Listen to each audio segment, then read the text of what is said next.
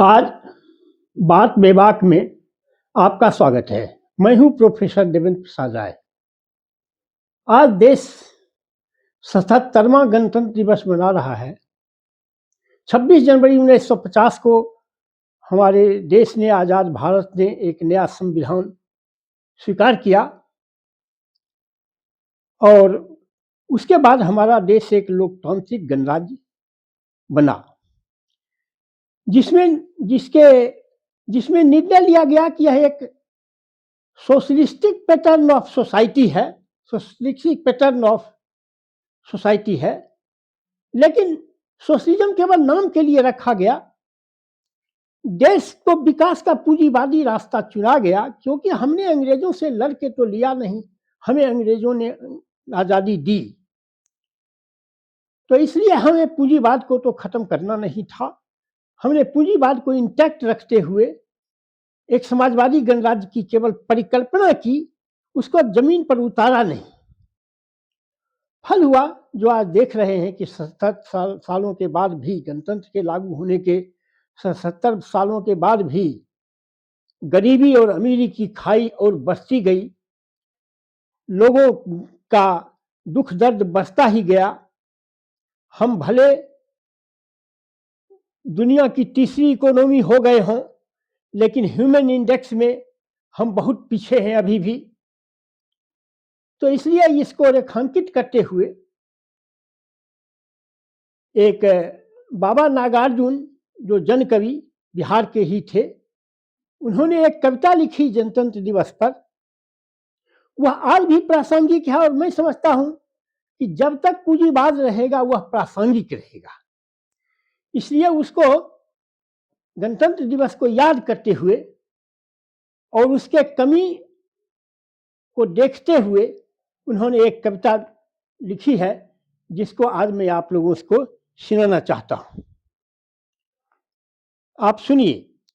किसकी है जनवरी, किसका अगस्त है, कौन यहां सुखी है, कौन यहां मस्त है, सेठ है, शोषक है, नामी गला काटू है, चोर है, डाकू है, झूठा मक्कार है, कातिल है, छलिया है, लुच्चा लबार है। जैसे भी टिकट मिला, जहां भी टिकट मिला, शासन के घोड़े पर वही सवार है। किसकी जनवरी, किसका अगस्त है। बाकी सब दुखी है, बाकी सब पस्त है, कौन है खिला खिला, बुझा बुझा कौन है बुलंद, कौन आज मस्त है।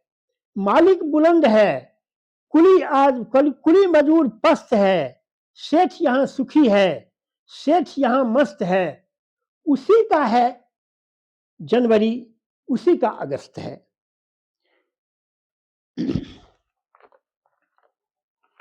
ये पटना है, दिल्ली है, वहां वही सब जुगाड़ है।